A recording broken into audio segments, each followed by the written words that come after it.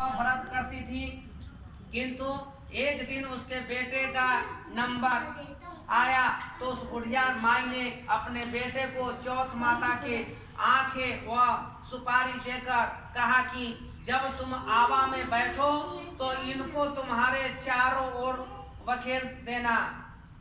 उसके बाद वह कुम्हार आया और उस बच्चे को ले गया और उसे आवा में बैठने को कहा, तो उस लड़के ने भगवान गणेश जी का नाम लिया और माता द्वारा दिए गए आँखा और सुपारी को अपने चारों ओर बिखेर कर बैठ गया और इधर उसकी माता बुढ़िया चौथ माता के सामने बैठकर उसकी पूजा करने लगी।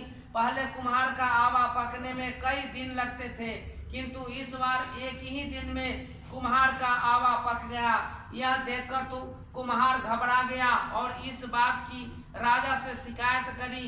राजा ने कहा, वहां आकर देखा तो सचमुच में एक ही दिन में आवा पक चुका था।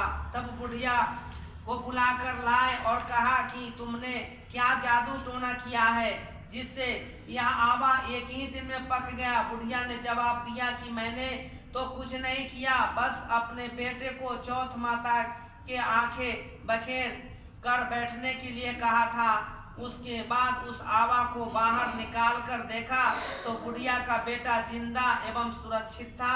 राजा व नगरवासी इस घटना को देखकर आश्चर्यचकित रह गए और माता सकट की कृपा से जिन बच्चों की अब से पहले आवा में बलि दी थी वे सभी जीवित हो उठे थे।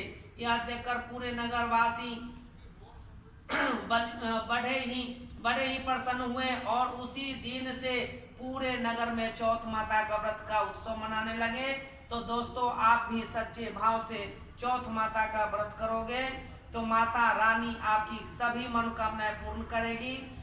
दोस्तों, आज के इस लेख में हमने अपने सकट चौथ का व्रत, तिलकुट चौथ का व्रत कथा के बारे में विस्तार से बताया।